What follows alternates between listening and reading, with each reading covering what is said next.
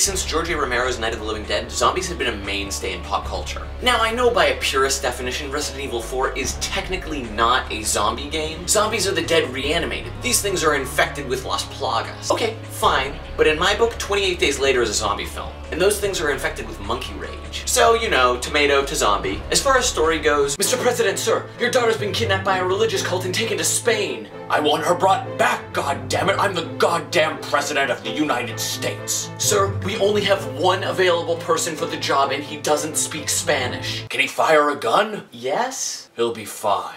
So it's basically the princess is in another castle. Yeah, story doesn't really... So you play as smug-ass American Leon S. Kennedy, who very conveniently was also exposed to the zombie outbreak of Raccoon City in Resident Evil 2. The circumstances are about as good as Die Hard's. And it's Christmas! Honestly though, from a glance, RE4 is the loosest tied to the franchise. And it's really amusing to see the plot slowly get painfully stitched in. It gets ludicrous real fast. Once you reach the President's daughter, Ashley, you discover that she was infected with Las Plagas, and what the cult was planning on doing was sending her back to America, where she would then be remotely controlled by the evil Lord Sadler. But wait, hold up, they're sending her back? Now maybe I missed something here, but when Leon reaches Ashley, why then are they going to prevent her from leaving? He's going to make sure that their precious cargo gets all the way back to the States. Sadly, evil Lord Sadler suffers from bad guy syndrome, so he decides to square off with the good guy and tell him his entire evil plan. And coming at this from a movie angle, there's no character growth. I will say though, you meet a ton of fun characters.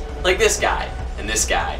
And holy shit, can't wait. RE4 is more action heavy than the previous installments, save for a few choice moments of scares. It really feels kinda like Zack Snyder's Dawn of the Dead remake. It's a lot of fun and it's quick and fast-paced, but there's very little focus on relationships. Presentation-wise, the game looks great on GameCube, PlayStation 2, and Wii, and bumped up a little for the HD releases of the Xbox 360 and PS3. And audio-wise, I can't really notice a difference. And across consoles, gameplay mechanics are basically the same. The controls are tight, and Leon has an array of options when facing off against infected Spaniards. It really doesn't sound right. All these options, of course, are bolstered by the fact that you can upgrade all of your weapons. The Wii version allows you to use the Wiimote to control where you're pointing, and of course there's the obligatory waggle, but I feel the controls actually enhance the experience. As opposed to previous Resident Evils where you controlled kinda like an RC car, RE4 has positioned the camera behind Leon, like any normal game would do. The camera perspective really supports the run or gun element of the game. And yes, I meant or, not and.